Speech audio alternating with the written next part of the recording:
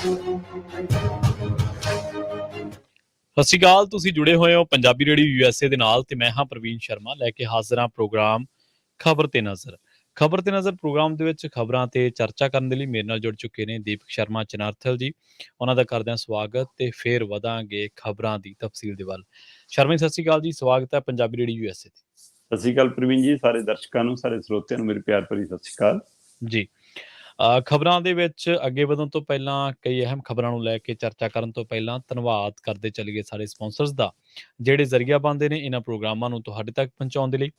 Khalsa insurance agency ਵਾਲੇ ਪਿਛਲੇ ਕਈ ਦਹਾਕਿਆਂ ਤੋਂ ਇੰਸ਼ੋਰੈਂਸ ਦੇ ਵਿੱਚ ਸ਼ਾਨਦਾਰ ਸੇਵਾਵਾਂ ਦੇਣ ਦੇ ਲਈ ਜਾਣੇ ਜਾਂਦੇ ਨੇ। ਕਿਸੇ ਵੀ ਤਰ੍ਹਾਂ ਦੀ ਇੰਸ਼ੋਰੈਂਸ ਦੇ ਲਈ ਤੁਸੀਂ ਇਹਨਾਂ ਦੇ ਨਾਲ 408-272-2500 ਤੇ ਗੱਲ ਕਰ ਸਕਦੇ ਹੋ। ਟਰਕੀਆਨਾ ਇਮੀਗ੍ਰੇਸ਼ਨ ਲਾ ਫਰਮ ਵਾਲੇ, ਜੇ ਟਰਕੀਆਨਾ ਇਮੀਗ੍ਰੇਸ਼ਨ ਬਾਬਤ ਤੁਹਾਡਾ ਕੋਈ ਸਵਾਲ ਹੈ, ਕੋਈ ਸਲਾਹ ਕਰਨੀ ਹੈ ਤਾਂ ਜੇ ਦੇ ਨਾਲ 415-909-0503 ਤੇ ਗੱਲ ਕੀਤੀ ਜਾ ਸਕਦੀ ਹੈ। ਗੁਰਦੀਪ ਸਿੰਘ ਬਿਰਦੀ ਕਲੋਵਿਸ, ਸਤਨਾਮ ਸਿੰਘ ਸ਼ੇਰਗਿੱਲ ਸਿਲਮਾ, ਜਗਤਾਰ ਸਿੰਘ ਆਨੰਦਪੁਰੀ ਫਰੀਮੌਂਟ, ਚਰਨੀ ਸਿੰਘ ਬਦਵਾਲ, ਪਿਆਰਾ ਸਿੰਘ, ਰਾਹੁਲ ਗੁਰਪਾਲ ਗਿੱਲ ਸੈਕਰਾਮੈਂਟੋ, ਗੁਰਦੀਪ ਸਿੰਘ ਗਿੱਲ ਤੇ ਪਰਿਵਾਰ ਯੂਬਾ ਸਿਟੀ, ਮਨਦੀਪ ਸਿੰਘ, ਸਰਬਜੀਤ ਕੌਰ ਸੈਨ ਹੋਜ਼ੇ, ਮਨਜੀਤ ਸਿੰਘ ਸੈਨ ਹੋਜ਼ੇ, ਮੀਰੀ ਪੀਰੀ ਸੇਵਾ ਸੁਸਾਇਟੀ ਫ੍ਰੈਜ਼ਨੋ ਤੇ ਜ਼ੈਂਡਰ ਗਰੁੱਪ ਵਾਲੇ। ਕਿਸੇ ਵੀ ਤਰ੍ਹਾਂ ਦਾ ਘਰ ਖਰੀਦਣਾ ਜਾਂ ਘਰ ਵੇਚਣਾ ਜਾਂ ਲੈਣਾ ਚਾਹੁੰਦੇ ਤੁਸੀਂ ਹੋਮ ਲੋਨ ਤੇ ਇਹਨਾਂ ਦੇ ਨਾਲ 559-905-2575 ਤੇ ਗੱਲ ਕੀਤੀ ਜਾ ਸਕਦੀ ਹੈ। ਸ਼ਰਮਾ ਜੀ ਖਬਰਾਂ ਦੇ ਵੱਲ ਆਈਏ ਤੇ ਸ਼ੁਰੂਆਤ ਕਰੀਏ SYL ਤੋਂ। SYL ਦੀ ਬਾਬਤ ਹਰਿਆਣਾ ਤੇ ਪੰਜਾਬ ਦੇ ਮੁੱਖ ਮੰਤਰੀਆਂ ਦੀ ਜਿਹੜੀ ਬੈਠਕ ਹੈ ਉਹ 14 ਨੂੰ ਹੋਣੀ ਹੈ। ਆਮ ਆਦਮੀ ਪਾਰਟੀ ਆਪ ਦੇ ਮਾਣ ਦੀ ਪ੍ਰੀਖਿਆ ਕਹਿ ਸਕਦੇ ਹਾਂ, ਕਿਉਂਕਿ ਮਾਨ ਸਾਹਿਬ ਜਨਤਾ ਦੇ ਵੀ ਬਿਲਕੁਲ ਬਿਲਕੁਲ ਪ੍ਰਵੀਨ ਜੀ, ਇਹ ਆਪ ਦੇ ਮਾਣ ਦੀ ਪ੍ਰੀਖਿਆ ਹੈ, ਪੰਜਾਬ ਦੇ ਮਾਣ ਦੀ ਵੀ ਪ੍ਰੀਖਿਆ ਹੈ। ਬਿਲਕੁਲ ਜੀ। ਦੇਖੋ, ਜਿੱਥੋਂ ਤੱਕ ਮਸਲਾ ਹੈ SYL ਦਾ, ਇਹ ਰਾਜਨੀਤਿਕ ਮੁੱਦਾ ਜ਼ਿਆਦਾ ਬਣਾਇਆ ਗਿਆ ਤੇ ਇਸ ਮੁੱਦੇ ਦੀ ਆੜ ਦੇ ਵਿੱਚ ਦੋਵੇਂ ਸੂਬਿਆਂ ਦੀਆਂ ਧਿਰਾਂ ਨੇ, ਰਾਜਨੀਤਿਕ ਪਾਰਟੀਆਂ ਨੇ ਸੱਤਾ ਹਥਿਆਉਣ ਦੇ ਲਈ ਇਸ ਨੂੰ ਹਥਿਆਰ ਵਜੋਂ ਵਰਤਿਆ। ਲੋਕ ਹਿੱਤ ਨੂੰ ਜੇਕਰ ਧਿਆਨ 'ਚ ਰੱਖਿਆ ਜਾਂਦਾ ਤਾਂ ਇੱਕ ਅੱਧਾ ਮਸਲਾ ਹੱਲ ਹੋਇਆ ਹੁੰਦਾ ਤੇ ਉਹਦਾ ਦੁਬਾਰਾ ਜੇਕਰ ਪਾਣੀਆਂ ਦੀ ਵੰਡ ਨੂੰ ਲੈ ਕੇ ਦੁਬਾਰਾ ਬੈਠ ਕੇ ਟ੍ਰਿਬਿਊਨਲ ਦੇ ਉੱਤੇ ਚਰਚਾ ਹੋਈ ਹੁੰਦੀ, ਉਸ ਨੂੰ ਲੈ ਕੇ ਉਸ ਅਨੁਸਾਰ ਦੇਖਿਆ ਹੁੰਦਾ ਤਾਂ ਸਾਫ਼ ਸਾਹਮਣੇ ਆ ਜਾਂਦੇ ਤੱਥ ਕਿ ਭਾਈ ਪੰਜਾਬ ਕੋਲ ਵਾਧੂ ਪਾਣੀ ਨਹੀਂ ਹੈਗਾ ਜੀ ਹੈ। ਤੇ ਜੇਕਰ ਇਹ ਵੰਡ ਕਰਨੀ ਆ ਤਾਂ ਜਿਹੜੀਆਂ ਨਦੀਆਂ ਹਰਿਆਣੇ ਕੋਲ ਨੇ ਉਹਦੇ ਪੰਜਾਬ ਦੇ ਹਿੱਸੇ ਦੀ ਵੰਡ ਕਿੱਥੇ ਗਈ? ਫਿਰ ਕਦੇ ਉਹਦੇ ਪਰ ਕਿਉਂ ਨਹੀਂ ਗੱਲ ਆਈ? ਜੇਕਰ ਇਹ ਚੋਂ ਵੰਡਣਾ ਤਾਂ ਜਮਨਾ ਚੋਂ ਵੀ ਵੰਡ ਲੈਂਦੇ ਨਾ। ਸੋ ਇਹ ਇਸ ਲਈ ਇਹ ਹਾਂਸੀ ਪਟਾਣੇ ਵਾਲੀ ਚੋਂ ਵੀ ਵੰਡ ਲੈਂਦੇ ਨਾ ਫਿਰ। ਸੋ ਇਸ ਲਈ ਉਸ ਮਸਲੇ ਤੇ ਕਦੇ ਨਹੀਂ ਗੱਲ ਕੀਤੀ ਗਈ। ਤਾਂ ਇਹ ਸਾਫ਼ ਸਮਝ ਆਉਂਦਾ ਕਿ ਇਹ ਪੰਜਾਬ ਦੇ ਨਾਲ ਧੱਕਾ ਜਾਂ ਪੰਜਾਬ ਦੇ ਪਾਣੀਆਂ ਨਾਲ ਧੱਕਾ।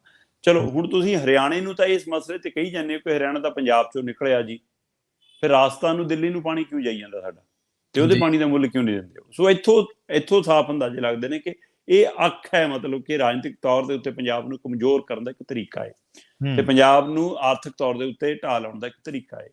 ਪਰ ਜਿੱਥੋਂ ਤੱਕ ਸਥਿਤੀ ਹੁਣ ਮੌਜੂਦਾ ਦੇ ਦੌਰ ਦੇ ਵਿੱਚ ਜੇਕਰ ਮੈਂ ਆਵਾਂ ਤਾਂ ਮੌਜੂਦਾ ਦੌਰ ਦੇ ਵਿੱਚ ਸੁਪਰੀਮ ਕੋਰਟ ਨੇ ਸਾਫ਼ ਫੈਸਲਾ ਸੁਣਾਇਆ ਹੋਇਆ ਪ੍ਰਵੀਨ ਜੀ। ਸੁਪਰੀਮ ਕੋਰਟ ਦੇ ਅਨੁਸਾਰ ਤਾਂ ਹੁਕਮ ਨੇ ਕਿ ਭਾਈ ਪੰਜਾਬ SYL ਨਹਿਰ ਬਣਾਵੇ ਤੇ ਉੱਥੇ ਪੰਜਾਬ ਨੇ ਆਪਣਾ ਪੱਖ ਰੱਖਿਆ ਸੀਗਾ ਜੀ, ਅਸੀਂ ਬਣਾ ਕੇ ਕੀ ਕਰਨੀ ਹੈ, ਸਾਡੇ ਕੋਲ ਪਾਣੀ ਉਹ ਨਹੀਂ ਦੇਣ ਨੂੰ ਜੀ। ਤੇ ਉੱਥੇ ਸੁਪਰੀਮ ਕੋਰਟ ਦਾ ਕਹਿਣਾ ਸੀ ਕਿ ਅਸੀਂ ਪਾਣੀ ਦੀ ਗੱਲ ਕਦ ਕੀਤੀ ਆ, ਅਸੀਂ ਤੁਹਾਨੂੰ ਨਹਿਰ ਬਣਾਉਣ ਦੀ ਹਦਾਇਤ ਕੀਤੀ, ਤੁਸੀਂ ਨਹਿਰ ਬਣਾਓ, ਨਹਿਰ ਪੂਰੀ ਕਰੋ, ਪਾਣੀ ਲੈਣਾ ਨਹੀਂ ਲੈਣਾ, ਕਿਵੇਂ ਛੱਡਣਾ, ਉਹ 'ਚ ਕੀ ਕਰਨਾ ਬਾਅਦ ਚੋਂ ਦੇਖਾਂਗੇ।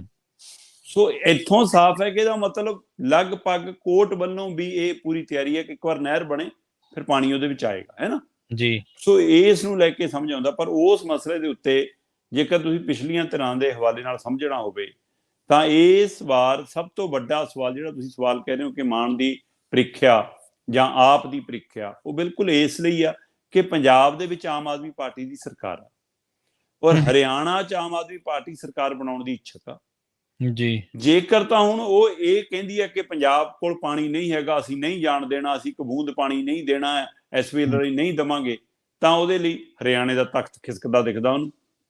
ਜੇ ਉਹ ਹਰਿਆਣੇ ਦੇ ਲੋਕਾਂ ਨਾਲ ਖੜਦੇ ਆ ਕਿ ਫਿਕਰ ਨਾ ਕਰੋ, ਪਾਣੀ ਲੈ ਕੇ ਰਵਾਂਗੇ, ਹਰ ਹਾਲ ਦੇ ਵਿੱਚ ਨੀਲਾ ਨੀਲਾ ਪਾਣੀ ਆਊਗਾ, ਨਹਿਰ 'ਚ ਵਗੂਗਾ, ਤੁਹਾਡੇ ਖੇਤਾਂ ਨੂੰ ਲੱਗੂਗਾ, ਫਿਕਰ ਨਾ ਕਰੋ, ਪੰਜਾਬ ਉੱਜੜਦਾ ਉੱਜੜ ਜਾਵੇ, ਤੁਹਾਨੂੰ ਪਾਣੀ ਲਿਆ ਕੇ ਦੇਵਾਂਗੇ, ਫਿਰ ਪੰਜਾਬ ਦੇ MLA ਵੀ ਕਰਦੇ ਨੇ ਤੇ ਹੋ ਸਕਦਾ MLA ਵੀ ਪਿੱਛੇ ਹੋ ਜਾਣ, ਕਿਉਂਕਿ ਪਿੰਡਾਂ 'ਚ ਲੋਕਾਂ ਨੇ ਵੜਨ ਨਹੀਂ ਦੇਣਾ, ਪਿੰਡਾਂ 'ਚ ਘੇਰਾਬੰਦੀ ਹੋਣੀ। ਇਸ ਲਈ ਪੰਜਾਬ ਦੇ ਵਿੱਚ ਸਰਕਾਰ ਹਿੱਲਣ ਦਾ ਖਤਰਾ ਖੜਾ। ਸੋ ਦੋਵੇਂ ਪਾਸਿਓਂ ਘਿਰੀ ਆਮ ਆਦਮੀ ਪਾਰਟੀ ਨੂੰ ਸਮਝ ਨਹੀਂ ਆਉਂਦੀ ਅਸੀਂ ਕੀ ਕਰੀਏ। ਪਰ ਜਿੱਥੋਂ ਤੱਕ ਹੁਣ ਮੀਟਿੰਗ ਦਾ ਮਸਲਾ, ਇਸ ਮਸਲੇ ਤੇ ਖੁਦ ਮਨੋਹਰ ਲਾਲ ਖੱਟਰ ਉਹ ਨਹੀਂ ਦਮ ਭਰਦੇ ਹੁੰਦੇ ਸੀ ਕਿ ਜੀ ਮੁੱਖ ਮੰਤਰੀ ਟਾਈਮ ਨਹੀਂ ਦਿੰਦੇ, ਭਗਵੰਤ ਮਾਨ ਸਾਨੂੰ ਮਿਲਣ ਲਈ ਤਿਆਰ ਨਹੀਂ, ਉਹ ਜਾਣਬੁੱਝ ਕੇ ਇਸ ਮਸਲੇ ਤੋਂ ਦੂਰ ਰਹਿੰਦੇ ਨੇ, ਭੱਜ ਜਾਂਦੇ ਨੇ।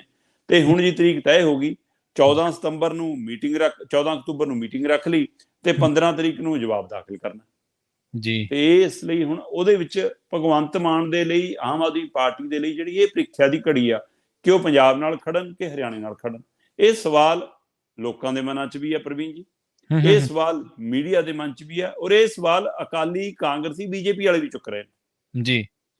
ਇਹਦਾ ਮਤਲਬ ਕੀ ਇਹ ਪ੍ਰੀਖਿਆ ਦੀ ਘੜੀ ਕੱਲੀ ਸਿਰਫ ਆਪ ਲਈ ਜਾਂ ਮਾਨ ਲਈ ਉਹ ਉਹਨਾਂ ਲਈ ਘੜੀ ਕਿਉਂ ਨਹੀਂ ਆਈ ਪ੍ਰੀਖਿਆ ਦੀ, ਜਿਨ੍ਹਾਂ ਨੇ ਸਭ ਤੋਂ ਲੰਮਾ ਸਮਾਂ ਦਿੱਲੀ ਦੇ ਤਖਤ ਤੋਂ ਲੈ ਕੇ ਹਰਿਆਣਾ, ਪੰਜਾਬ ਤੱਕ ਰਾਜ ਕੀਤਾ?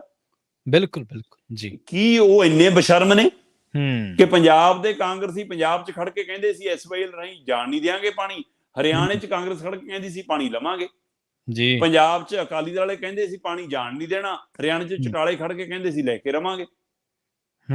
ਤੇ ਫਿਰ ਇਹਦਾ ਮਤਲਬ ਤੁਸੀਂ ਲੋਕਾਂ ਨੂੰ ਮੂਰਖ ਬਣਾਉਂਦੇ ਹੋ ਤੇ ਕਾਂਗਰਸ ਤੇ ਅਕਾਲੀਆਂ ਨੇ ਖੇਡ ਖੇਡੀ ਆ ਇੱਥੋਂ ਤੱਕ ਕਿ ਬੀਜੇਪੀ ਉਹ 'ਚ ਭਾਈਵਾਲ ਰਹੀ ਆ, ਬੀਜੇਪੀ ਚਟਾਲਿਆਂ ਨਾਲ ਵੀ ਗੱਠਜੋੜ ਕਰਕੇ ਸਰਕਾਰ 'ਚ ਆ ਚੁੱਕੀ ਆ, ਬੀਜੇਪੀ ਪੰਜਾਬ ਦੇ ਵਿੱਚ ਅਕਾਲੀਆਂ ਨਾਲ ਲੰਮੇ ਸਮੇਂ ਗੱਠਜੋੜ 'ਚ ਰਹੀ ਆ ਤੇ ਜਦੋਂ ਪੰਜਾਬ 'ਚ ਵੀ ਗੱਠਜੋੜ ਦੀ ਸਰਕਾਰ ਸੀ, ਹਰਿਆਣੇ 'ਚ ਵੀ ਗੱਠਜੋੜ ਦੀ ਸਰਕਾਰ ਸੀ, ਤਦ ਕੇਂਦਰ 'ਚ ਵਾਜਪਾਈ ਮੁੱਖ ਪ੍ਰਧਾਨ ਮੰਤਰੀ ਸੀ। ਕਿਉਂ ਨਹੀਂ ਐਸਵਾਈਐਲ ਦਾ ਮਸਲਾ ਨਿਬੇੜਤਾ?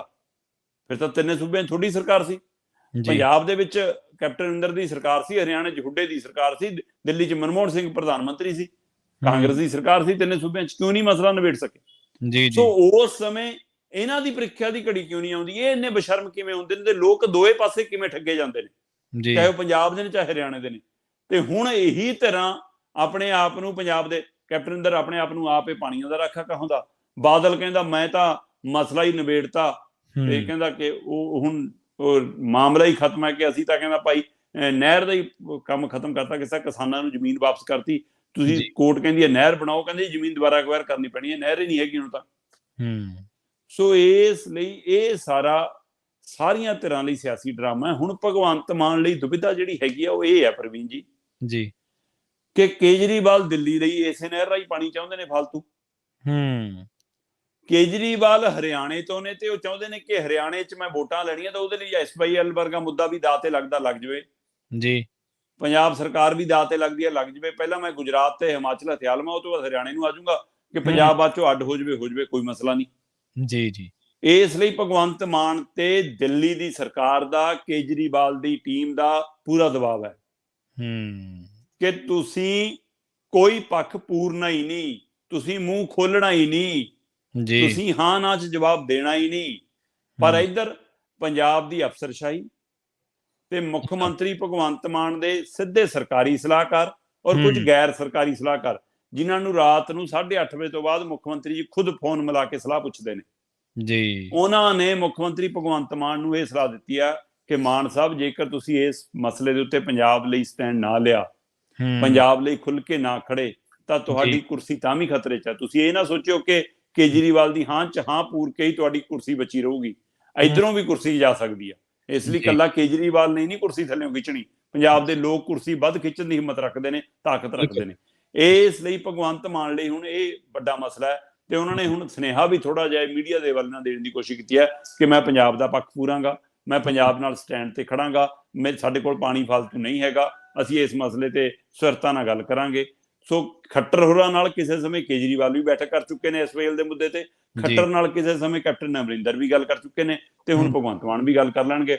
ਪਰ ਮੈਂ ਤੁਹਾਨੂੰ ਦਾਅਵੇ ਨਾਲ ਕਹਿ ਦਿੰਦਾ ਜਨਾਬ, ਇਹ ਗੱਲ ਤਣ ਪੱਤਰ ਨਹੀਂ ਲੱਗਣੀ। ਕੋਰਟ ਕਚਹਿਰੀ ਦਾ ਹੁਕਮ ਵੀ ਚੱਲ ਸਕਦਾ, ਕੋਰਟ ਕਚਹਿਰੀ ਦਾ ਡੰਡਾ ਵੀ ਚੱਲ ਸਕਦਾ।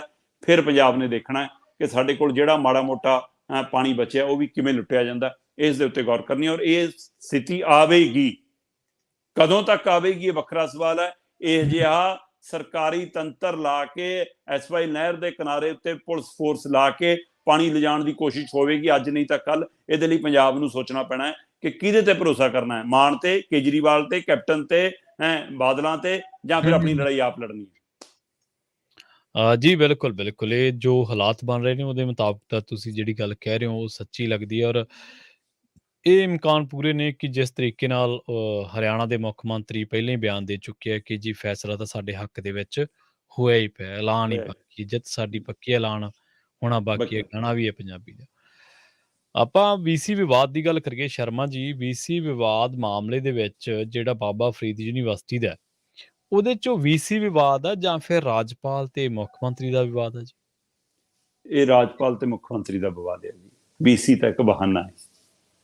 ਸੋ ਹੁਣ ਜਿਹੜੀ ਵੀ ਗੱਲ ਹੋਊਗੀ ਮਤਲਬ ਉਹਦੇ ਵਿੱਚ ਨੁਕਸ ਤਾਂ ਨਿਕਲੂਗਾ ਹੀ ਨਿਕਲੂ, ਕਿਉਂਕਿ ਜਿਸ ਤਰ੍ਹਾਂ ਦਾ ਰਿਸ਼ਤਾ ਬਣ ਗਿਆ ਹੁਣ ਭਗਵੰਤ ਮਾਨ ਔਰ ਰਾਜਪਾਲ ਪੁਰੋਹਿਤ ਹੋਰਾਂ ਵਿਚਾਲੇ, ਉਹ ਜਿਹੜੀ ਖਟਾਸ, ਉਹ ਜਿਹੜੀ ਲੀਕ ਖਿੱਚੀ ਗਈ ਹੈ, ਹੁਣ ਉਹ ਲੀਕ ਪੂਰਨੀ ਮੁੱਖ ਮੰਤਰੀ ਭਗਵੰਤ ਮਾਨ ਲਈ ਬਹੁਤ ਔਖੀ ਹੈ। ਔਰ ਭਗਵੰਤ ਮਾਨ ਹੋਰੀ ਜਿਵੇਂ ਕਾਲੇ ਨੇ, ਮਤਲਬ ਕਿ ਜਦੋਂ ਇੱਕ ਸਿਸਟਮ ਬਣਿਆ ਕਿ ਤੁਸੀਂ 3 ਮੈਂਬਰੀ ਪੈਨਲ ਭੇਜਣਾ ਹੁੰਦਾ, ਅਸਲ 'ਚ ਹੁੰਦਾ ਕੀ ਆ ਪ੍ਰਵੀਨ ਜੀ, ਮੈਂ ਦੱਸ ਦੇਣਾ ਜੀ। ਹੁੰਦਾ ਇਹ ਆ ਕਿ ਸਰਕਾਰ ਜਿਹਨੂੰ ਲਵਾਉਣਾ ਚਾਹੁੰਦੀ ਹੁੰਦੀ ਆ ਆਪਣੇ ਚਹੇਤੇ ਨੂੰ, ਹਾਂਜੀ, ਉਹਦਾ ਨਾਲ ਸੁਨੇਹਾ ਵੀ ਰਾਜਪਾਲ ਸਾਹਿਬ ਨੂੰ ਭੇਜ ਦਿੰਦੀ ਆ ਕਿ ਅਸੀਂ ਕਾਗਜ਼ੀ ਕਾਰਵਾਈ ਤਹਿਤ 3 ਨਾਂ ਭੇਜਾਂਗੇ ਜੀ, ਠੀਕ ਹੈ, ਪਰ ਆਪਾਂ ਬੰਦਾ ਲਾਉਣਾ ਜੀ। ਸੋ ਹੁੰਦਾ ਇਹ ਆ, ਪਰ ਮੁੱਖ ਮੰਤਰੀ ਸਾਹਿਬ ਨੇ ਪਹਿਲਾਂ ਹੀ ਸੋਸ਼ਲ ਮੀਡੀਆ ਤੇ ਆਏ ਤੇ ਸੁਨੇਹਾ ਅਨਾਉਂਸ ਕਰਤਾ ਕਿ ਲਓ ਜੀ ਅਸੀਂ ਤਾਂ ਤੈਅ ਕਰ ਲਿਆ, ਅਸੀਂ ਤਾਂ ਡਾਕਟਰ ਗੁਰਪ੍ਰੀਤ ਹੋਰਾਂ ਨੂੰ ਲਾ ਦਿੱਤਾ ਜੀ, ਗੁਰਪ੍ਰੀਤ ਬਾਡਰ ਹੋਰਾਂ ਨੂੰ, ਕਿ ਲਓ ਜੀ BC ਐਲਾਨਤਾ, ਉਹਨਾਂ ਨੂੰ ਨਿਯੁਕਤ ਕਰਤਾ। ਅਸਲ ਦੇ ਵਿੱਚ ਜਦੋਂ ਡਾਕਟਰ ਰਾਜ ਬਹਾਦਰ ਦੀ ਛੁੱਟੀ ਹੁੰਦੀ ਹੈ ਜਾਂ ਉਹ ਅਸਤੀਫਾ ਦੇ ਦਿੰਦੇ ਨੇ, ਉਹ ਅਸਤੀਫਾ ਵਾਪਸ ਨਹੀਂ ਲੈਣ ਲਈ ਮੰਨਦੇ, ਮਨਾਇਆ ਜਾਂਦਾ, ਸਮਝਾਇਆ ਜਾਂਦਾ, ਪਟਾਇਆ ਜਾਂਦਾ, ਪਰ ਲੋਕਾਂ ਦੇ ਰੋਸ ਦਾ ਪਤਾ ਸੀ, ਲੋਕਾਂ ਦੇ ਗੁੱਸੇ ਦਾ ਪਤਾ ਸੀ। ਤੇ ਹੁਣ ਤਾਂ ਇਹ ਵੀ ਪਤਾ ਲੱਗ ਰਿਹਾ ਕਿ 1 ਅਰਬ 13 ਕਰੋੜ ਰੁਪਈਏ ਤੋਂ ਵੱਧ ਪਿਆ ਯੂਨੀਵਰਸਿਟੀ ਕੋਲ। ਜਿਹੜੇ ਕਹਿੰਦੇ ਸੀ ਕਿ ਪੈਸਾ ਨਹੀਂ ਹੈ ਖਰਚਣ ਲਈ, ਉਹ ਯੂਨੀਵਰਸਿਟੀ ਕੋਲ 1 ਅਰਬ 13 ਕਰੋੜ ਤੋਂ ਵੱਧ ਰਾਸ਼ੀ ਪਈ ਹੈ। 13 ਕਰੋੜ ਖਰਚ ਦਿੰਦੇ, ਕਾਇਆ ਕਲਪ ਹੋ ਜਾਣੀ ਸੀ ਹਸਪਤਾਲ ਦੀ। ਬਿਲਕੁਲ ਸਹੀ ਹੈ। 1 ਅਰਬ ਰੱਖਦੇ ਆਪਣਾ। ਸੋ ਉਹ ਇਹ ਝੂਠ ਵੀ ਸਾਹਮਣੇ ਆਉਣ ਲੱਗ ਗਏ। ਤੇ ਇਸ ਲਈ ਲੋਕ ਰਾਏ ਨੂੰ ਦੇਖਦਿਆਂ ਹੋਇਆਂ, ਲੋਕਾਂ ਦੇ ਗੁੱਸੇ ਨੂੰ ਦੇਖਦਿਆਂ ਹੋਇਆਂ ਨਾ ਰਾਜ ਬਹਾਦਰ ਵਾਪਸ ਆਏ ਤੇ ਨਾ ਮੁੱਖ ਮੰਤਰੀ ਹੋਰੀ ਉਹਨਾਂ ਨੂੰ ਧੱਕੇ ਨਾਲ ਵਾਪਸ ਲਿਆਉਣ 'ਚ ਕਾਮਯਾਬ ਹੋਏ, ਕਿ ਉਹਨਾਂ ਨੂੰ ਪਤਾ ਸੀ ਕਿ ਸਾਨੂੰ ਲੋਕਾਂ ਦੇ ਰੋਸੇ ਦਾ ਸਾਹਮਣਾ ਕਰਨਾ ਪੈਣਾ।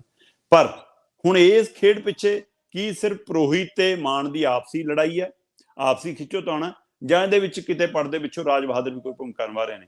ਹਾਂ, ਮੌਕਾ ਖੁਦ ਦਾ ਹੀ ਹੈ। ਮੌਕਾ ਬਣਿਆ ਇਹ ਜਦੋਂ ਇਜਲਾਸ ਬੁਲਾਇਆ ਗਿਆ, ਇਜਲਾਸ ਦੇ ਹਵਾਲੇ ਨਾਲ ਹੀ ਆਪਣਾ ਮੁੱਖ ਮੰਤਰੀ ਭਗਵੰਤ ਮਾਨ ਔਰ ਪੁਰੋਹਿਤ ਵਿਚਾਲੇ ਰਿਸ਼ਤੇ ਵਿਗੜੇ। ਜਦੋਂ ਪਹਿਲਾਂ ਕਿਹਾ ਕਿ ਜੀ ਅਸੀਂ ਵਿਸ਼ਵਾਸ ਮਤਾ ਲਿਆਉਣਾ, ਫਿਰ ਰਾਜਪਾਲ ਨੇ ਕਿਹਾ ਕਿ ਨਹੀਂ, ਏਦਾਂ ਨਹੀਂ ਹੁੰਦਾ, ਤੇ ਉਹ ਉਹਨਾਂ ਨੇ ਰੱਦ ਕਰ ਦਿੱਤਾ। ਫਿਰ ਦੂਸਰੀ ਵਾਰ ਆਮ ਇਜਲਾਸ ਦੇ ਨਾਂ ਦੇ ਉੱਤੇ ਖੇਡ ਕੀਤੀ ਤੇ ਉਹੀ ਵਿਸ਼ਵਾਸਘਾਤ ਕੀਤਾ, ਵਿਸ਼ਵਾਸ ਮਤਾ ਲਿਆਂਦਾ।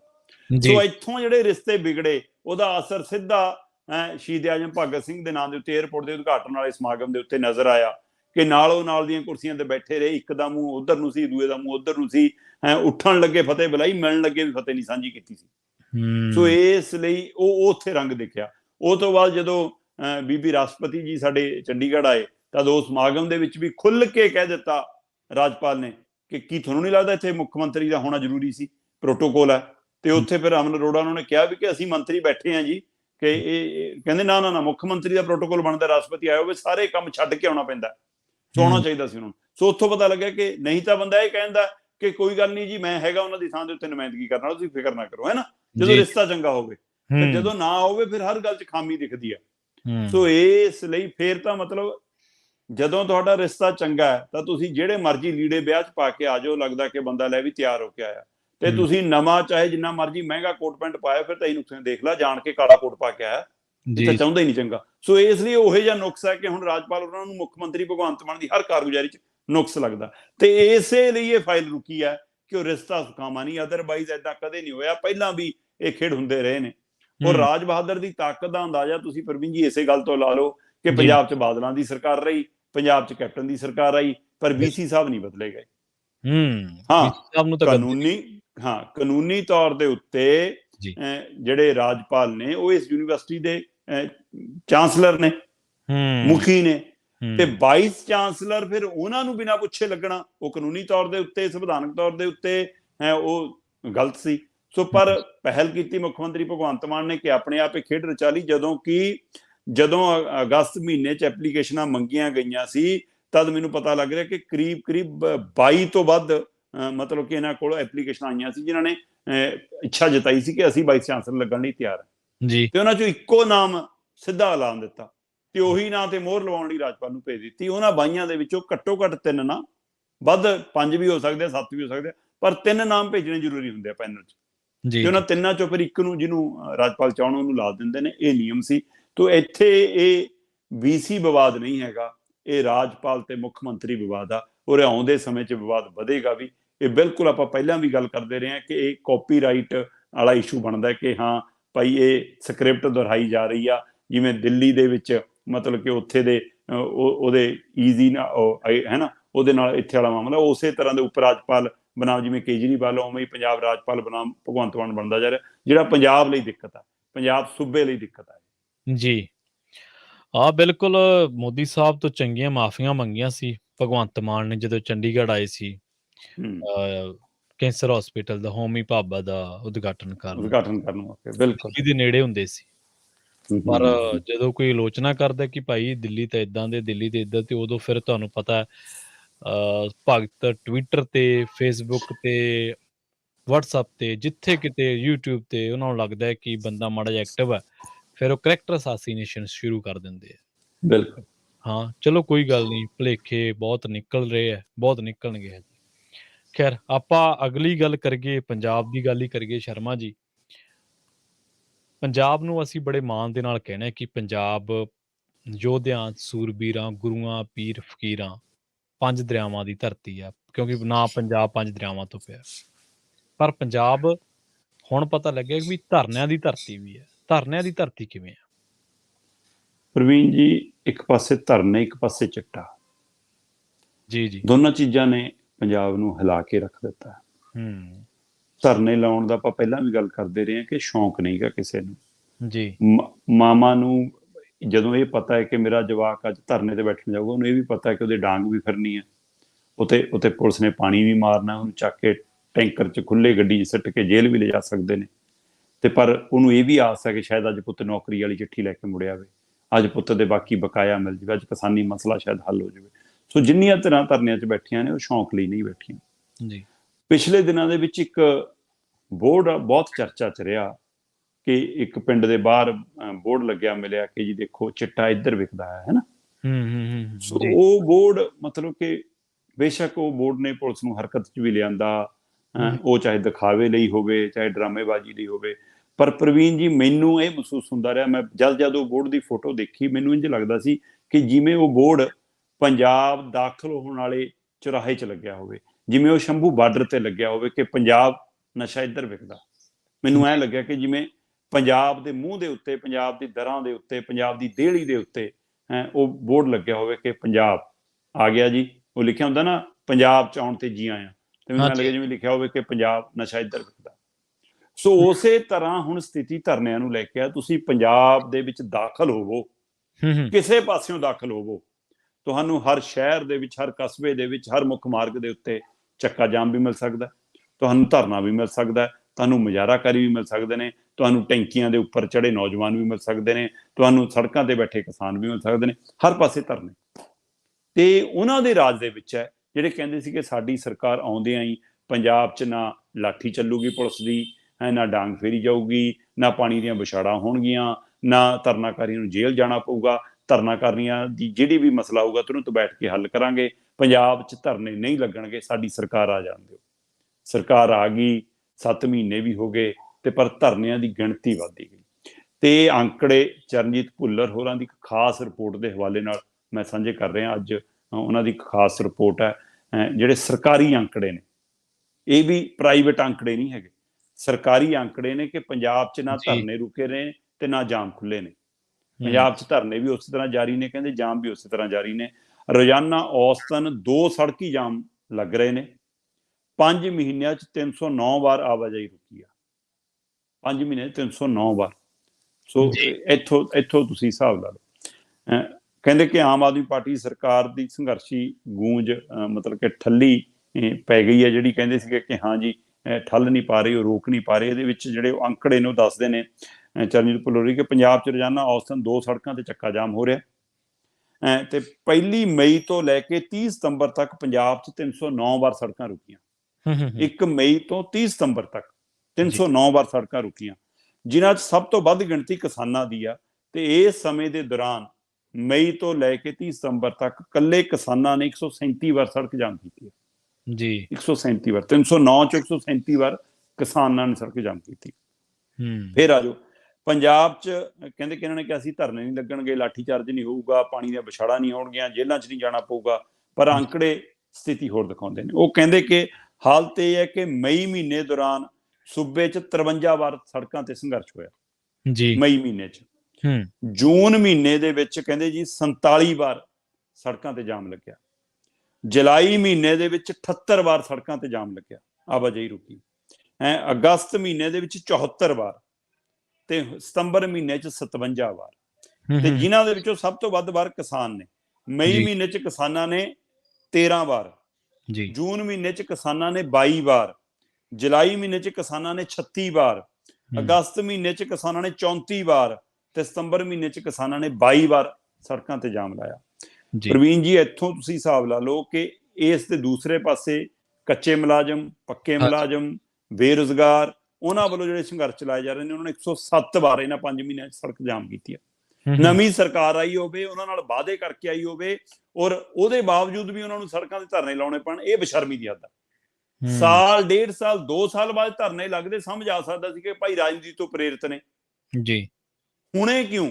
ਇਹਦਾ ਮਤਲਬ ਤੁਸੀਂ ਉਹਨਾਂ ਨੇ ਵਾਅਦੇ ਹੀ ਇੰਨੇ ਕੀਤੇ ਸੀ। ਹਰ ਧਰਨੇ 'ਚ ਮਾਨ, ਹਰ ਧਰਨੇ 'ਚ ਭਗਵੰਤ ਮਾਨ, ਹਰ ਧਰਨੇ ਦੇ ਵਿੱਚ ਉਹਨਾਂ ਦੇ ਮੰਤਰੀ, ਹਰ ਧਰਨੇ 'ਚ ਬੀਬੀ ਮਾਣੂਕੇ, ਹਰ ਧਰਨੇ ਦੇ ਵਿੱਚ ਅਮਨ ਅਰੋੜਾ, ਹਰ ਧਰਨੇ ਦੇ ਵਿੱਚ ਬਾਕੀ ਐਮਐਲਏ ਜਿਹੜੇ ਅੱਜ ਕੱਲ੍ਹ ਬਣੇ ਨੇ, ਉਹ ਸਾਰੇ ਬੈਠਦੇ ਸੀ ਜਾ ਕੇ। ਸੋ ਹੂੰ। ਹੁਣ ਉਹਨਾਂ ਤੋਂ ਮੁਸਕ ਕਿਉਂ ਆਉਂਦੀ ਆ?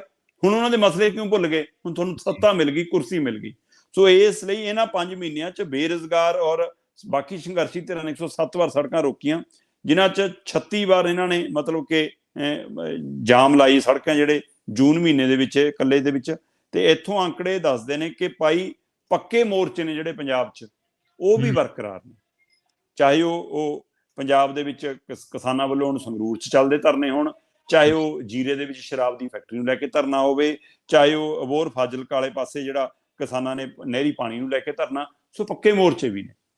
ਪਰ ਹੂੰ। ਇਹ ਸਾਰਿਆਂ ਦੇ ਦਰਮਿਆਨ ਇਹਦੇ ਵਿੱਚ ਮਤਲਬ ਕਿ ਜਿਹੜੀਆਂ ਟੈਂਕੀਆਂ ਤੇ ਚੜ੍ਹਨ ਵਾਲਾ ਖੇਡ ਹੈ, ਜਾਂ ਮਤਲਬ ਕਿ ਉਹ ਟੈਂਕੀਆਂ ਦੇ ਮੂਹਰੇ ਧਰਨਾ ਲਾਉਣ ਵਾਲਾ ਮਾਮਲਾ, ਉਹ ਇਹਦੇ ਵਿੱਚ ਸ਼ਾਮਲ ਨਹੀਂ ਹੈ। ਉਹ ਗਿਣਤੀ ਨਹੀਂ ਕੀਤੀ ਇਹਦੇ ਵਿੱਚ। ਜੀ। ਇਹ 'ਚ ਸਿਰਫ ਸੜਕ ਆਵਾਜਾਈ ਔਰ ਪੱਕੇ ਮੋਰਚੇ, ਉਹਦੇ ਹਵਾਲੇ ਨਾਲ ਇਹ ਖਬਰ ਹੈ। ਤੋ ਇੱਥੋਂ ਹਿਸਾਬ ਲਾ ਲਓ ਕਿ ਪੰਜਾਬ ਧਰਨੇ ਵਾਲੀ ਧਰਤੀ ਬਣ ਚੁੱਕੀ ਹੈ, ਪੰਜਾਬ ਜਾਮਾਂ ਵਾਲੀ ਧਰਤੀ ਬਣ ਚੁੱਕੀ ਹੈ, ਪੰਜਾਬ ਰੋਸ ਮੁਜ਼ਾਹਰਿਆਂ ਵਾਲੀ ਧਰਤੀ ਬਣ ਚੁੱਕੀ ਹੈ। ਤੇ ਪੰਜਾਬ ਸਰਕਾਰ ਪੰਜਾਬ ਨੂੰ ਛੱਡ ਕੇ ਗੁਜਰਾਤ ਬੈਠੀ ਆ। ਸਰਕਾਰ ਦਾ ਸਾਰਾ ਧਿਆਨ ਉੱਤੇ।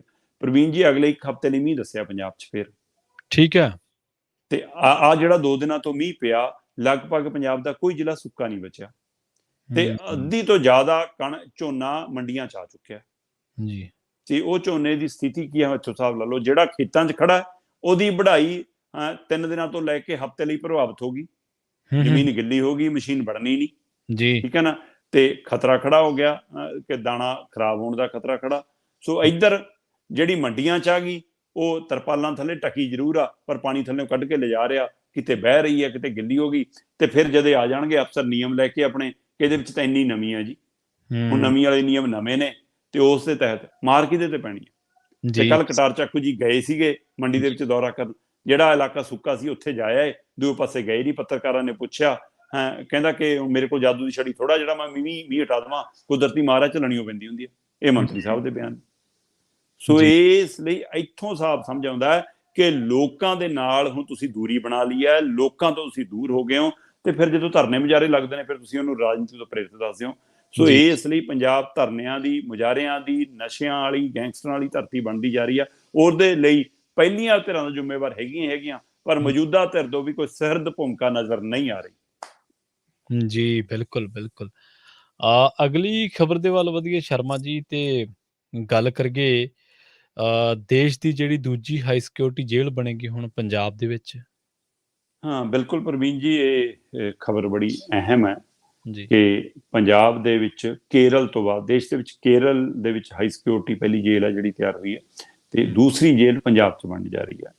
ਪੰਜਾਬ ਦੇ ਬਕਾਇਦਾ ਪੁਲਿਸ ਵਿੰਗ ਨਾਲ, ਪੰਜਾਬ ਦੇ ਸਰਕਾਰ ਨਾਲ, ਕੇਂਦਰ ਦੀ ਜਿਹੜੀ ਜੇਲ੍ਹ ਮੰਤਰਾਲਾ ਹੈ, ਉਹਦੇ ਵੱਲੋਂ ਜਿਹੜਾ ਜਾਂ ਨੈਸ਼ਨਲ ਇਨਵੈਸਟੀਗੇਸ਼ਨ ਏਜੰਸੀ ਹੈ NIA, ਉਹਦੇ ਵੱਲੋਂ ਮੀਟਿੰਗਾਂ ਦਾ ਦੌਰ ਸ਼ੁਰੂ ਹੋ ਗਿਆ।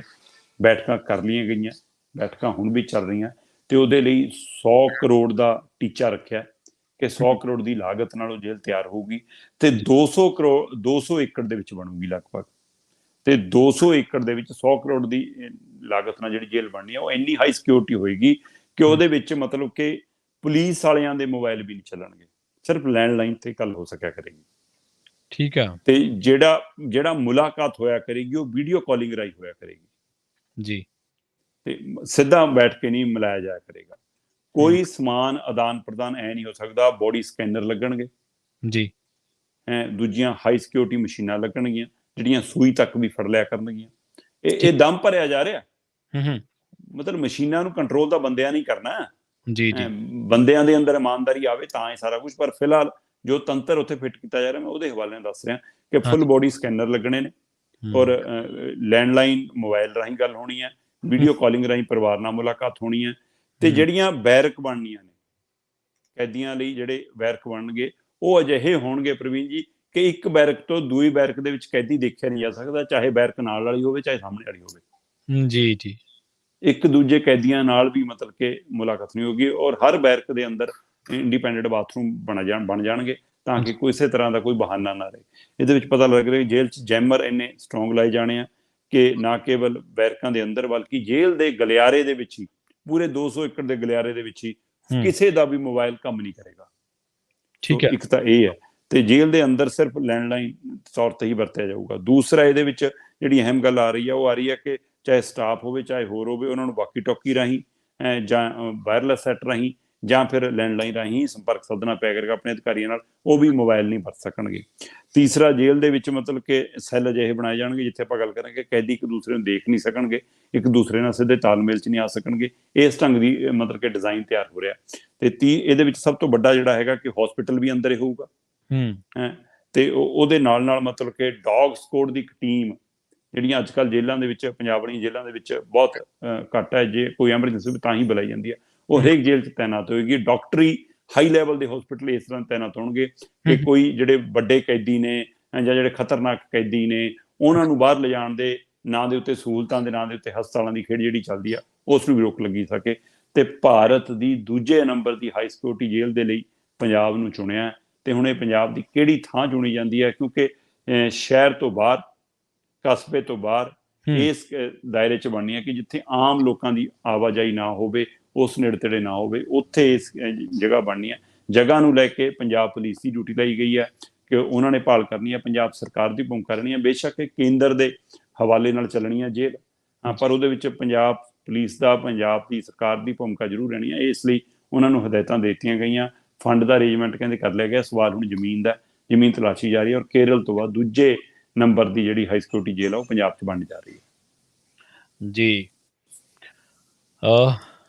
ਅਗਲੀ ਗੱਲ ਕਰੀਏ, ਐਮਐਲਏ ਦੀ ਬੜਾ ਚਾਅ ਚੜਿਆ ਸੀ ਜਦੋਂ ਨਵੇਂ ਕਈ ਵਿਚਾਰੇ ਪਹਿਲੀ ਵਾਰੀ ਐਮਐਲਏ ਬਣੇ ਸਨ। ਲੋਕਾਂ ਨੇ ਬੜੇ ਫੁੱਲਾਂ ਦੇ ਹਾਰ ਪਾਏ। ਚਲੋ, ਵਿਧਾਇਕ ਬਣਨਾ ਸੌਖਾ ਨਹੀਂ ਹੈ, ਮੈਂਬਰੀ ਪਿੰਡ ਦੀ ਨਹੀਂ ਮਿਲਦੀ ਸ਼ਰਮਾ ਜੀ, ਫੇਰ ਦੂਰ ਦੀ ਗੱਲ ਹੈ। ਹੁਣ ਮੁਲਾਜ਼ਮ ਤਾਂ ਮੁਲਾਜ਼ਮ, ਕਹਿੰਦੇ ਇੱਥੇ ਤਾਂ ਵਿਧਾਇਕ ਵੀ ਉਡੀਕਦੇ ਨੇ ਤਨਖਾਹਾਂ। ਬਿਲਕੁਲ ਪ੍ਰਵੀਨ ਜੀ, ਤੁਹਾਡੇ ਯਾਦ ਹੋਏਗਾ ਕਿ ਜਦੋਂ ਕੈਪਟਨ ਦੇ ਰਾਜ ਦੇ ਵਿੱਚ ਜਾਂ ਬਾਦਲਾਂ ਦੇ ਸਮੇਂ ਵੀ, ਜਦੋਂ ਬਾਦਲਾਂ ਤੋਂ ਰਾਜ ਕੈਪਟਨ ਦੇ ਹੱਥ ਆਇਆ, ਹਾਂਜੀ, ਤਦ ਕੈਪਟਨ ਕਹਿੰਦੇ ਹੁੰਦੇ ਸੀ ਕਿ ਖਾਲੀ ਕਰਕੇ ਛੱਡ ਕੇ ਖਜ਼ਾਨਾ ਜੀ। ਮਨਪ੍ਰੀਤ ਕਹਿੰਦੇ ਹੁੰਦੇ ਸੀ ਖਜ਼ਾਨਾ ਖਾਲੀ ਹੈ ਨਾ। ਤੇ ਜਦੋਂ ਚੰਨੀ ਹੱਥ ਆਇਆ ਤਾਂ ਵੀ ਕਹਿੰਦੇ ਸੀ ਕਿ ਕੈਪਟਨ ਨੇ ਕੁਝ ਨਹੀਂ ਛੱਡਿਆ ਜੀ। ਤੇ ਹੁਣ ਵਾਲੇ ਵੀ ਕਹਿੰਦੇ ਕਿ ਖਜ਼ਾਨਾ ਖਾਲੀ ਆ। ਪਰ ਜਦੋਂ ਉਹ ਅਕਾਲੀ ਕਾਂਗਰਸ ਸਮੇਂ ਖਜ਼ਾਨਾ ਖਾਲੀ ਦੀ ਗੱਲ ਆਉਂਦੀ ਸੀ ਤਦ ਭਗਵੰਤ ਮਾਨ ਸਟੇਜ ਤੋਂ ਅਕਸਰ ਕਹਿੰਦੇ ਸੀ ਕਿ ਖਾਲੀ ਤਾਂ ਪੀਪਾ ਹੁੰਦਾ, ਖਜ਼ਾਨਾ ਤਾਂ ਭਰਿਆ ਹੁੰਦਾ। ਤੇ ਹੁਣ ਕੀ ਪੀਪਾ ਖਾਲੀ ਹੈ ਜਾਂ ਖਜ਼ਾਨਾ ਖਾਲੀ ਹੈ? ਹੁਣ ਭਗਵੰਤ ਮਾਨ ਦੱਸਣ। ਮੁਲਾਜ਼ਮਾਂ ਨੂੰ ਤਨਖਾਹ ਨਹੀਂ ਸਮੇਂ ਸਿਰ ਮਿਲ ਰਹੀ ਔਰ ਜਿੱਦਣ ਦੀ ਸਰਕਾਰ ਆਈ ਹੈ ਉਦਣ ਦੀ ਇਹ ਸਥਿਤੀ ਹੈ ਜੀ।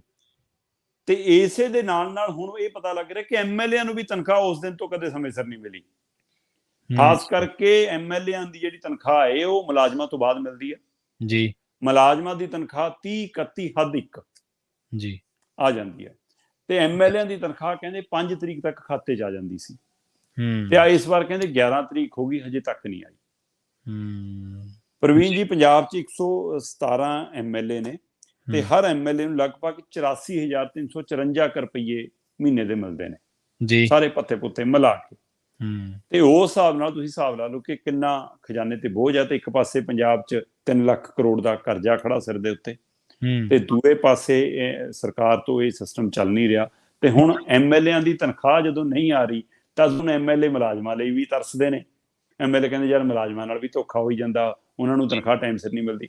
ਪ੍ਰਵੀਨ ਜੀ, ਤੁਸੀਂ ਇੱਥੋਂ ਤੱਕ ਹਿਸਾਬ ਲਾਓ ਕਿ ਆ ਪਿਛਲੇ ਇੰਨੇ ਮਹੀਨਿਆਂ ਤੋਂ ਜਦੋਂ ਮੁਲਾਜ਼ਮਾਂ ਨੂੰ ਤਨਖਾਹ ਰੁਕ ਕੇ ਮਿਲ ਰਹੀ ਹੈ ਜਾਂ ਲੇਟ ਮਿਲ ਰਹੀ ਆ, ਇਹ ਸਭ ਦੇ ਦਰਮਿਆਨ ਮੈਨੂੰ ਪਤਾ ਲੱਗਦਾ ਅਜੇ ਵੀ ਟਰਾਂਸਪੋਰਟ ਵਿਭਾਗ ਦੇ ਵਿੱਚ ਜਾਂ ਸਾਡੀ ਰੋਡਵੇਜ਼ ਵਿਭਾਗ ਦੇ ਵਿੱਚ ਕਈ ਡਰਾਈਵਰ ਕੰਡਕਟਰ ਅਲੱਗ-ਅਲੱਗ ਤਰ੍ਹਾਂ ਦੇ ਨੇ, ਉਹਨਾਂ ਚੋਂ ਕਈਆਂ ਨੂੰ ਤਨਖਾਹ ਨਹੀਂ ਮਿਲਦੀ ਸਮੇਂ ਸਿਰ, 15-15 ਤਰੀਕ ਹੋ ਜਾਂਦੀ ਹੈ, 20-20 ਤਰੀਕ ਹੋ ਜਾਂਦੀ ਆ, ਕਿਸੇ ਦੀ ਪਿਛਲੇ ਮਹੀਨੇ ਦੀ ਰੁਕੀ ਖੜੀ ਆ ਜੇ।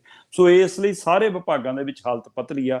ਤੇ ਹੁਣ ਐਮਐਲਏ ਦਾ ਮਾਮਲਾ ਜੋ ਸਾਹਮਣੇ ਆਉਂਦਾ ਤੇ ਐਮਐਲਏ ਨੇ ਕੁਝ ਪੱਤਰਕਾਰ ਭਾਈਚਾਰਿਆਂ ਨਾਲ ਗੱਲ ਹੋਈ ਤੇ ਉਹਨਾਂ ਨੇ ਉੱਥੇ ਗੱਲ ਆਪਣਾ ਦੁਖੜਾ ਕਹਿ ਲੋ ਰੋਇਆ। ਉਹ ਕਹਿੰਦੇ ਯਾਰ ਮੁਲਾਜ਼ਮ ਤਾਂ ਧਰਨਾ ਵੀ ਲਾ ਲੈਂਦੇ ਆ, ਮੁਲਾਜ਼ਮ ਤਾਂ ਮੈਮੋਰੈਂਡਮ ਵੀ ਦੇ ਆਉਂਦੇ ਆ, ਹੁਣ ਅਸੀਂ ਕਹਿੰਦੇ ਜੇ ਬੋਲਾਂਗੇ ਤਾਂ ਅਸੀਂ ਖਲਨਾਇਕ ਬਣ ਜਾਾਂਗੇ। ਕਹਿੰਦੇ ਅਸੀਂ ਮੰਗੇ ਨਹੀਂ ਸਕਦੇ ਕਿ ਜੇ ਅਸੀਂ ਤਨਖਾਹ ਮੰਗਦੇ ਤਾਂ ਕਹਿਣਗੇ ਲਾ ਇਹਨਾਂ ਨੂੰ ਆਪਣੀ ਅੱਗ ਲੱਗੀ, ਤੁਸੀਂ ਐਮਐਲਏ ਤਾਂ ਬਣ ਗਏ।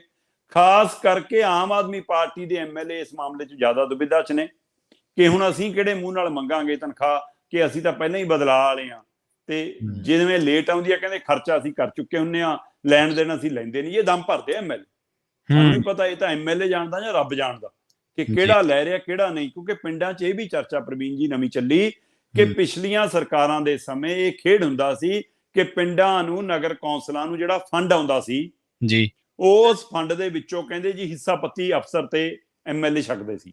ਹੁਣ ਕਿਹੜਾ ਕਿਹੜਾ ਛਕਦਾ ਸੀ ਕਿਹੜਾ ਕਿਹੜਾ ਨਹੀਂ ਛਕਦਾ ਸੀ ਇਹ ਉਹ ਜਾਣਦੇ, ਰੱਬ ਜਾਣਦਾ, ਜਾਂ ਜਾਂਚ ਹੋ ਜਾਵੇ ਤਾਂ ਪਤਾ ਲੱਗਦਾ ਜੀ ਜੀ। ਪਰ ਕਹਿੰਦੇ ਜਦੋਂ ਨਵੀਂ ਸਰਕਾਰ ਮਾਨ ਸਰਕਾਰ ਦੀ ਆਈ ਕਹਿੰਦੇ ਬਦਲਾਅ ਆਇਆ ਤੇ ਬਦਲਾਅ ਦੇ ਨਾਂ ਦੇ ਉੱਤੇ ਪੰਚਾਇਤਾਂ ਤੋਂ ਜਿਹੜੀਆਂ ਗ੍ਰਾਂਟਾਂ ਬਚੀਆਂ ਸੀ ਉਹ ਵਾਪਸ ਲੈ ਲਈਆਂ ਗਈਆਂ, ਤੇ ਜਿਹੜੀਆਂ ਗ੍ਰਾਂਟਾਂ ਖਰਚੀਆਂ ਸੀ ਉਹਨਾਂ ਨੇ ਪਿਛਲੀਆਂ ਸਰਕਾਰਾਂ ਦੀਆਂ ਮਿਲੀਆਂ ਹੋਈਆਂ, ਹਾਂਜੀ, ਖਾਸ ਕਰ ਕੈਪਟਨ ਤੇ ਚੰਨੀ ਦੇ ਸਮੇਂ ਦੇ ਵਿੱਚ ਕਹਿੰਦੇ ਉਹ ਖਰਚੀਆਂ ਹੋਈਆਂ ਗ੍ਰਾਂਟਾਂ ਦੇ ਵਿੱਚੋਂ ਵੀ ਕਮਿਸ਼ਨ ਮੰਗਦੇ ਕੁਝ ਐਮਐਲਏ, ਕਹਿੰਦੇ ਆਮ ਆਦਮੀ ਪਾਰਟੀ ਦੇ। ਇਹ ਵੀ ਚਰਚਾ ਪੰਜਾਬ 'ਚ, ਤੇ ਕਹਿੰਦੇ ਕਈਆਂ ਨੇ ਲੈ ਵੀ ਲਿਆ ਜੀ ਉਹ ਕਮਿਸ਼ਨ। ਇਹ ਵੀ ਚਰਚਾ ਖੁੱਲ ਕੇ ਨਾ ਸਰਪੰਚ ਬੋਲ ਰਿਹਾ ਕਿਉਂਕਿ ਹਿੱਸਾ ਦਿੱਤਾ ਕਿਉਂ ਭਾਈ, ਜਦੋਂ ਤੁਸੀਂ ਕਾਣੇ ਹੋ ਤਾਂ ਦਿੱਤਾ, ਤੁਸੀਂ ਕੋਈ ਗਲਤ ਪੈਸਾ ਖਰਚਿਆ, ਨਾਲੇ ਪਹਿਲਿਆਂ ਨੂੰ ਵੀ ਦਿੱਤਾ ਹੋਊਗਾ ਫਿਰ ਹੁਣ ਵੀ ਦਿੱਤਾ, ਇੰਨਾ ਪੈਸਾ ਕਿੱਥੋਂ ਆ ਗਿਆ ਬਈ? ਤੇ ਉਹ ਜਿਹੜਾ ਪੈਸਾ ਆਇਆ ਲੋਕਾਂ ਦੇ ਲੱਗਣ ਸੀ ਉਹ ਇਹਨਾਂ ਧਿਰਾਂ 'ਚ ਕਿਉਂ ਵੰਡਿਆ? ਤੇ ਜੇ ਲਿਆ ਉਹ ਤਾਂ ਬੋਲੂਗਾ ਹੀ ਕਿਉਂ, ਜੇ ਕਿਸੇ ਐਮਐਲਏ ਨੇ ਲਿਆ ਉਹ ਕਿਉਂ ਬੋਲੂਗਾ ਕਿ ਮੈਂ ਹਿੱਸਾ ਲਿਆ? ਪਰ ਇਹ ਚਰਚਾ ਪਿੰਡਾਂ 'ਚ ਚੱਲ ਰਹੀ ਆ ਖੂਬ, ਤੇ ਇੱਕ ਪਾਸੇ ਉਹ ਚਰਚਾ, ਦੂਏ ਪਾਸੇ ਹੁਣ ਆਪਣੀ ਤਨਖਾਹ ਨੂੰ ਵੀ ਰੋਂਦੇ ਨੇ ਕਿ ਸਾਨੂੰ ਤਨਖਾਹ ਵੀ ਚਾਹੀਦੀ ਆ। ਤੇ ਤਨਖਾਹ ਦਾ ਰੋਣਾ ਹੁਣ ਮੀਡੀਆ ਸਾਹਮਣੇ ਨਹੀਂ ਆ ਕੇ ਰੋ ਸਕਦੇ, ਚੈਨਲਾਂ ਤੇ ਆ ਕੇ ਨਹੀਂ ਰੋ ਸਕਦੇ, ਮੰਗ ਨਹੀਂ ਕਰ ਸਕਦੇ, ਪਰ ਇਹ ਸਥਿਤੀ ਬਣੀ ਹੋਈ ਆ ਕਿ ਕਈ ਐਮਐਲਏ ਤਾਂ ਆਮ ਆਦਮੀ ਪਾਰਟੀ ਦੇ ਕਾਂਗਰਸੀਆਂ ਨੂੰ ਔਰ ਆਪ ਵਾਲੇ ਐਮਐਲਏ ਅਕਾਲੀਆਂ ਨੂੰ ਕਹਿ ਰਹੇ ਨੇ ਕਿ ਯਾਰ ਤੁਸੀਂ ਉਹ ਕਹਿ ਦਿਓ ਭਗਵੰਤ ਮਾਨ। ਕਈ ਤਾਂ ਕਹਿੰਦੇ ਪ੍ਰਤਾਪ ਬਾਜਵਾ ਨੂੰ ਕਹੀ ਜਾਂਦੇ ਆ ਕਿ ਬਾਜਵਾ ਸਾਹਿਬ ਸ਼ਾਇਦ ਤੁਸੀਂ ਉਮਰ 'ਚ ਬੜੇ ਹੋ, ਤੁਹਾਡੇ ਕਹੇ ਤੇ ਸੁਣ ਲੈਣ, ਤੁਸੀਂ ਕਹੋ ਤਾਂ ਅਸੀਂ ਤਨਖਾਹ ਤਾਂ ਦੇਣ ਸਾਡੀ। 11 ਤਰੀਕ ਹੋ ਗਈ ਅਜੇ ਤੱਕ ਤਨਖਾਹ ਨਹੀਂ ਮਿਲੀ। ਸੋ ਕਹਿੰਦੇ ਜੀ ਤਿਉਹਾਰ ਦਾ ਸੀਜ਼ਨ ਆ, ਸਾਡੀ ਤਨਖਾਹ ਨਹੀਂ ਆਈ। ਇਸ ਲਈ ਪੰਜਾਬ ਦੇ ਐਮਐਲਏ ਰੋ ਰਹੇ ਨੇ। ਸਵਾਲ ਐਮਐਲਏ ਦੀ ਤਨਖਾਹ ਰੁਕਣ ਦਾ ਨਹੀਂ ਆ ਪ੍ਰਵੀਨ ਜੀ, ਜੀ ਸਵਾਲ ਮੁਲਾਜ਼ਮਾਂ ਦੀ ਤਨਖਾਹ ਲੇਟ ਹੋਣ ਦਾ ਨਹੀਂ ਹੈ, ਸਵਾਲ ਪੰਜਾਬ ਦੀ ਆਰਥਿਕ ਸਥਿਤੀ ਦਾ। ਇਹ ਘਟਨਾਕ੍ਰਮ ਇਹ ਦ੍ਰਿਸ਼ ਸਾਫ਼ ਕਰਦਾ ਹੈ ਕਿ ਪੰਜਾਬ ਦਾ ਖਜ਼ਾਨਾ ਨਹੀਂ ਭਗਵੰਤ ਮਾਨ ਜੀ, ਪੀਪਾ ਹੀ ਹੈ। ਪੀਪਾ ਖਾਲੀ ਹੋ ਹੈ। ਤੁਸੀਂ ਦਮ ਭਰਦੇ ਸੀ ਕਿ ਆਉਂਦੇ ਹੀ ਭਰ ਦਿਆਂਗੇ, ਮਾਈਨਿੰਗ ਤੋਂ ਇੰਨੀ ਕਮਾਈ, ਸ਼ਰਾਬ ਤੋਂ ਇੰਨੀ ਕਮਾਈ, ਟੈਕਸ ਚੋਰੀ ਤੋਂ ਇੰਨੀ ਕਮਾਈ। ਹੁਣੇ ਹਰਪਾਲ ਜੀ ਤੋਂ ਮੈਂ ਸੁਣ ਕੇ ਹਟਿਆ ਪਿਛਲੀ ਵਾਰ ਕਿ ਜੀਐਸਟੀ ਰਿਕਾਰਡ ਤੋੜ ਕਮਾਈ ਹੋ ਗਈ ਸਾਡੀ। ਤਾਂ ਕਿਉਂ ਕਮਾਈ ਜਾਂਦੀ ਕਿੱਥੇ ਆ ਭਾਈ? ਚੈੱਕ ਕਰਾ ਲਓ ਪੀਪੇ ਤਲੇ 'ਚ ਕੋਈ ਮੋਰੀ ਤਾਂ ਨਹੀਂ ਹੋ ਗਈ, ਬੈਲਟ ਕਰਾ ਲਓ ਥੱਲੇ ਕੋਈ। ਸੋ ਇਸ ਲਈ ਕਿਤੇ ਨਾ ਕਿਤੇ ਕੋਈ ਗੜਬੜ ਹੈ। ਲੋਕਾਂ ਨੂੰ ਅੰਕੜੇ ਦਾ ਮਤਲਬ ਝੂਠੇ ਦਿਖਾਏ ਜਾ ਰਹੇ ਨੇ, ਦਿਖਾਇਆ ਕੁਛ ਹੋਰ ਜਾ ਰਿਹਾ ਹੈ। ਇੱਕ ਮਹੀਨੇ ਦੇ ਵਿੱਚ ਤੁਸੀਂ 3 ਵਾਰ ਪ੍ਰਾਈਵੇਟ ਬਾਜ਼ਾਰ 'ਚੋਂ ਵੀ ਕਰਜ਼ਾ ਚੱਕ ਰਹੇ ਹੋ। 3 ਹਜ਼ਾਰ ਕਰੋੜ ਦਾ ਕਰਜ਼ਾ ਤੁਸੀਂ ਹਰ ਮਹੀਨੇ ਵੈਸੇ ਲੈ ਰਹੇ ਹੋ, ਤੇ 2.5 ਹਜ਼ਾਰ ਕਰੋੜ ਦਾ ਕਰਜ਼ਾ ਤੁਸੀਂ ਖੁੱਲੇ ਬਾਜ਼ਾਰ 'ਚੋਂ ਵੀ ਚੱਕ ਰਹੇ ਹੋ। ਤੇ ਪੰਜਾਬ ਦੇ ਸਿਰ ਦੇ ਉੱਤੇ ਇੱਕ ਮਹੀਨੇ 'ਚ 5500 ਕਰੋੜ ਦਾ ਜੇਕਰ ਕਰਜ਼ਾ ਚੜ ਰਿਹਾ, 5-5 ਹਜ਼ਾਰ ਕਰੋੜ ਦਾ ਕਰਜ਼ਾ ਨਵਾਂ ਚੜ ਰਿਹਾ, ਤੇ 3 ਲੱਖ ਕਰੋੜ ਦਾ ਕਰਜ਼ਾ ਪੁਰਾਣਾ ਖੜਾ ਹੈ, ਤੇ ਤੁਸੀਂ ਦਮ ਭਰਦੇ ਹੋ ਕਿ ਅਸੀਂ ਜੀ ਵੱਧ ਪੈਸਾ ਆ ਗਿਆ, ਅਸੀਂ ਵੱਧ ਮੋੜਤਾ। ਉਹ ਭਾਈ ਵਿਆਜ ਦੇਣਾ ਹੀ ਹੁੰਦਾ ਹੈ, ਉਹ ਪਹਿਲੀਆਂ ਵੀ ਦਿੰਦੀਆਂ ਆਈਆਂ, ਤੁਹਾਨੂੰ ਵੀ ਦੇਣਾ ਪੈਣਾ ਹੈ। ਇਸ ਲਈ ਏਦਾਂ ਹੀ ਹੁੰਦਾ ਕਿ ਵਿਆਜ ਦੀ ਕਿਸ਼ਤ ਜਾਂਦੀ ਹੈ ਤੇ ਨਵਾਂ ਲੋਨ ਲੈ ਲਿਆ ਜਾਂਦਾ ਹੈ। ਪਰ ਪਹਿਲੀਆਂ ਦੀ ਔਸਤ 2000 ਸੀ ਤੇ ਹੁਣ ਔਸਤ 3000 ਕਰੋੜ ਹੋ ਗਈ। ਬਦਲਾਅ ਤਾਂ ਆ ਗਿਆ ਜੀ। ਸੋ ਇਸ ਲਈ ਇਹੀ ਬਦਲਾਅ ਪੰਜਾਬ ਭਾਲਦਾ ਸੀਗਾ। ਸੋ ਕੀ ਮਤਲਬ ਕਿ ਇਸੇ ਤਰ੍ਹਾਂ ਕਰਜ਼ੇ ਦਾ ਬੋਝ ਵੀ ਵੱਧਦਾ ਰਹੇ ਤੇ ਮੁਲਾਜ਼ਮ, ਕਿਸਾਨ, ਮਜ਼ਦੂਰ, ਬੱਚੇ ਸੜਕਾਂ ਤੇ ਵੀ ਆਉਂਦੇ ਰਹਿਣ, ਤੇ ਖਜ਼ਾਨੇ ਵਾਲਾ ਖਾਲੀ, ਫਿਰ ਪੀਪੇ ਦਾ ਪੀਪਾ ਖੜਕਦਾ ਰਹੇ। ਸੋ ਮਾਨ ਸਾਹਿਬ, ਖਜ਼ਾਨਾ ਖਾਲੀ ਨਹੀਂ ਹੁੰਦਾ, ਖਾਲੀ ਪੀਪਾ ਹੁੰਦਾ। ਤੁਹਾਡੇ ਹੀ ਬੋਲ ਨੇ, ਯਾਦ ਰੱਖਣ ਮਾਨ ਸਾਹਿਬ।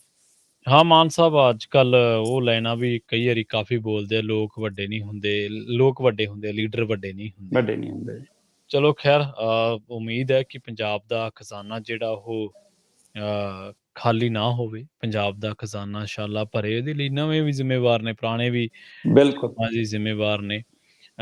ਪਰ ਜਦੋਂ ਪਰ ਮੇਰੇ ਖਿਆਲ 'ਚ ਮਨਪ੍ਰੀਤ ਬਾਦਲ ਜਦੋਂ ਇਸ ਤਰ੍ਹਾਂ ਦੀ ਗੱਲ ਕਰਦੇ ਸੀ, ਉਹਨਾਂ ਬਾਬਤ ਕੋਈ ਆਉਂਦੀ ਸੀ ਤਾਂ ਲੋਕ ਕਹਿੰਦੇ ਸੀ ਖਾਲੀ ਖਜ਼ਾਨਾ ਮੰਤਰੀ। ਹੁਣ ਹੂੰ, ਚੀਮਾ ਸਾਹਿਬ ਨੂੰ ਪਤਾ ਨਹੀਂ ਕਿਹੜਾ ਤਖੱਲਸ ਮਿਲੂਗਾ ਸ਼ਰਮਾ ਜੀ, ਪਰ ਕੁੱਲ ਮਿਲਾ ਕੇ ਪੰਜਾਬ ਦੇ ਸੰਦਰਭ ਤੋਂ ਇਹ ਖਬਰਾਂ ਜਿਹੜੀਆਂ ਨੇ ਉਹ ਤਕਰੀਬਨ ਸਿੰਪਲ ਉਦਾਸ ਕਰਨ ਵਾਲੀਆਂ ਨੇ, ਨਿਰਾਸ਼ ਬਿਲਕੁਲ, ਦੇ ਬਿਲਕੁਲ, ਦੇ ਵੱਲ ਤੱਕਣ ਬਿਲਕੁਲ, ਵਾਲੀਆਂ ਨੇ। ਬਿਲਕੁਲ। ਇਹਨਾਂ ਖਾਸ ਖਬਰਾਂ ਤੇ ਖਾਸ ਜਾਣਕਾਰੀਆਂ ਦੇ ਲਈ ਤੁਹਾਡਾ ਬਹੁਤ-ਬਹੁਤ ਧੰਨਵਾਦ ਸ਼ਰਮਾ ਜੀ। ਬਹੁਤ ਸ਼ੁਕਰੀਆ। ਜੀ।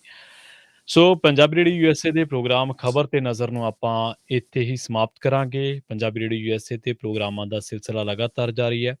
ਜੁੜੇ ਰਹੋ ਪੰਜਾਬੀ ਰੇਡੀਓ ਯੂਐਸਏ ਦੇ ਨਾਲ। ਤੇ ਆਖਿਰ ਦੇ ਵਿੱਚ ਇੱਕ ਵਾਰ ਫਿਰ ਤੋਂ ਤੁਹਾਨੂੰ ਸਭ ਨੂੰ ਪਿਆਰ ਸਤਿਕਾਰ ਸਹਿਤ ਸਤਿ ਸ਼੍ਰੀ ਅਕਾਲ।